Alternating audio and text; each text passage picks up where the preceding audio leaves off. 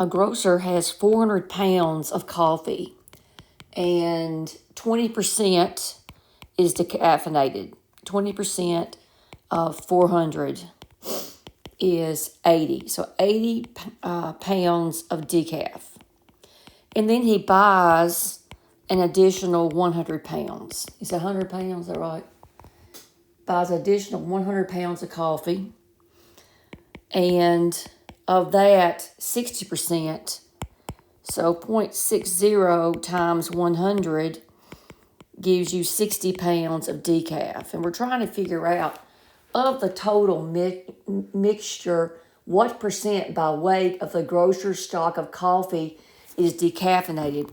Well, that's going to be decaf over total.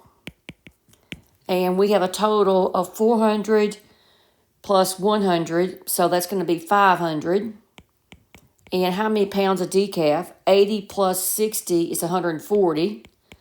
So let's reduce this down. Those zeros cancel, and then 2 will go into 14 7 times.